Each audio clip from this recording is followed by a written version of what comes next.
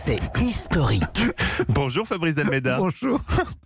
Reprenons-nous. Non, mais il faudra que j'explique quand même mon histoire de pied-bouche. Non, on Parce que s'en là, fout, j'ai bah, l'impression c'est pas le moment, pas dans la chronique histoire de Fabrice Delmeda, vous l'expliquerez demain à 5h. Hier, le président de la République est donc intervenu à la télévision, les amis. Son apparition était présentée comme un tournant dans son quinquennat et les apparitions médiatiques décisives sous la Ve République, c'est une habitude. Oui, tous les présidents l'ont fait et cela a commencé avec De Gaulle. Le 30 mai 1968, en pleine crise sociale, le président parle à la radio. Et cela change tout. Que dit-il? Qu'il ne partira pas et il relance le processus démocratique en annonçant la dissolution de l'Assemblée nationale et des élections. De Gaulle obtient un vote massif pour son parti au législatif, mais un an après, il perd son référendum et part.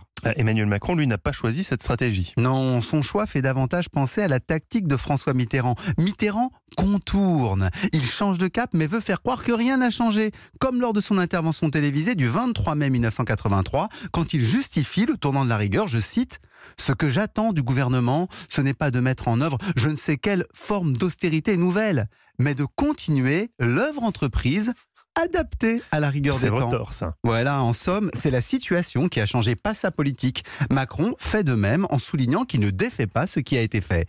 Jacques Chirac a aussi fait pareil pour annoncer le retour à la rigueur budgétaire lors de son intervention du 26 octobre 1995 sur Antenne 2. Mais est-ce que les électeurs les croient? Personne n'est dupe. Et déjà en 95, Chirac déclarait « Je n'ai pas été élu pour être populaire ».